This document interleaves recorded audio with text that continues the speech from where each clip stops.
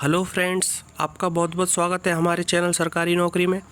जैसा कि आप स्क्रीन पर देख पा रहे हैं, इंडियन कॉन्स्टिट्यूशन जो अपना भारत का संविधान है, उसका भाग सेकंड नागरिकता, जिसके अंतर्गत अनुच्छेद 5 से लेकर 11 आते हैं। तो हम इस वीडियो में अनुच्छेद 10 और 11 के बारे में अच्छे से जानेंगे।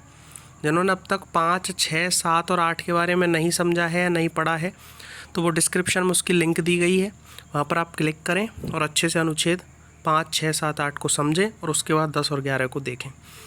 जिन्होंने अब तक चैनल सब्सक्राइब नहीं किया है, चैनल को ज़रूर सब्सक्राइब कर लें और बेल आइकन ज़रूर दबा लें, क्योंकि इस तरह की वीडियो आपको देखने को इस चैनल पर मिलती रहती है। तो चलो भाई, भारत के संविधान का जो भाग सेकंड है नागरिकता, इसका जो अनुच्छेद 10 और 11 है, इसके बारे में हम अभी जानेंगे। तो जैसा कि आपको स्क्रीन पर दिख रहा है, अनुच्छेद 10 के बारे में पहले हम समझें कि नागरिकता के अधिकारों का बना रहना। सिंपल सी लाइन है, कोई ज़्यादा कठिन नहीं है। इसका मतलब आप समझने की कोशिश करना, प्रत्येक व्यक्ति जो इस भाग के पूर्वगामी उपबंधों में से किसी के अधीन भारत का नागरिक है या समझा जाता है, ऐसी विधि के उपबंधों के अधीन रहते हुए जो संसद द्वारा बनाई जाए, भारत का नागरिक बना रहेगा। इसका मतलब यह है कि अनुच्छेद 5, 6, 7 और 8 जो नागरिकता के कानून हैं, इसके अंतर्गत यदि किसी भी नियम से वह इस भारत का नागरिक है, तो आपकी नागरिकता को कोई भी नहीं छीन सकता। ये कन्फर्म बात समझना आप, आपकी नागरिकता को कोई भी नहीं छीन सकता। नागरिकता को छीनने का केवल एक ही उपाय होता है सरकार के पास, वो ये है कि आपको जब तक कोई गलत काम नहीं करते हो। गलत काम जैसे, गलत काम में अपन बात करें कि जैसे अपन कोई दूसरे देश का सपोर्ट कर रहे हैं, अपन इंडिया में रहते हुए पाकिस्तान जिंदाबाद बोल रहे हैं। यदि कोई देश में लड़ाई हो रही है, दो देशों में, अपने में और किसी दूसरे देश में, तो दूसरे देश का अपन सपोर्ट कर रहे हैं, तो ये तो वैसे ही अपने देश के खिलाफ है। तो इसलिए उस कंडीशन में आपकी नागरिकता हड़प ली जाएगी, मतलब हटा ली जाएगी।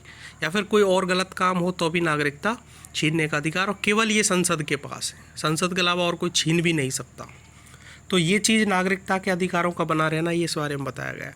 यदि ये अधिकार, ये अनुच्छेद अपने पास नहीं होता तो देखो क्या हो सकता था। ये संभावनाएं भी मैं आपको बताऊं। जैसे मान लो अभी बीजेपी की सरकार है केंद्र में। अब बीजेपी की सरकार है तो वो क्या करती, कांग्रेस के जितने भी व्यक्ति हैं उनकी सबकी नागरिकता को कैंसिल कर दे संसद के अधीन रहते हुए। और यदि वो कैंसिल कर दे तो फिर कोई विपक्ष में खड़ा नहीं होगा, तो बीजेपी की सरकार हमेशा बनी रहेगी। या कांग्रेस की सरकार होती सेंट्रल में, तो बीजेपी के व्यक्तियों की क्या कर सकती है, नागरिकता को ख़त्म कर सकती है। कोई विपक्ष में ही नहीं रहेगा तो हमेशा कांग्रेस की सरकार बनी रहेगी। तो इसका कोई लाभ नहीं लिया जाए किसी तरह से गलत, तो इसलिए इस कानून को बनाना सही समझा। तो ये अनुच्छेद 10 बोलता है कि आपकी नागरिकता को कोई भी छीन आपसे नहीं सकता है। अब बात करें अनुच्छेद 11 की, तो अनुच्छेद 11 में बोला गया है, इस भाग के पूर्वगामी उपबंधों की कोई बात नागरिकता के अर्जन और समाप्ति के तथा नागरिकता से संबंधित अन्य सभी विषयों के संबंध में उपबंध करने की संसद को केवल शक्ति का अल्पीकरण नहीं करेगी। कहने का मतलब, संसद द्वारा नागरिकता के अधिकार का विधि द्वारा विनियमन किया जाना।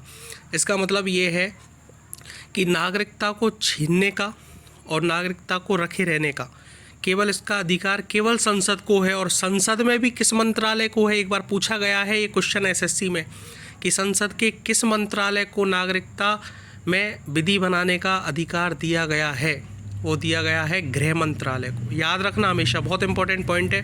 गृह मंत्रालय को ये केवल अधिकार दिया गया है कि वो इस नागरिकता के रेस्पेक्ट में कोई भी कानून बढ़ा सकते हैं या फिर घटा सकते हैं। ये अनुच्छेद 10 और आपके 11 कहते हैं। इस तरह अनुच्छेद 5, 6, 7, 8, 9 और 10 और 11 ये सब सिटीजनशिप ऑफ इंडिया, नागरिकता के बारे में बताए गए हैं। जिसको वीडियो अच्छी लगी हो वो ज़रूर चैनल को सब्सक्राइब करें, लाइक करें, कमेंट करें। Thank you very much.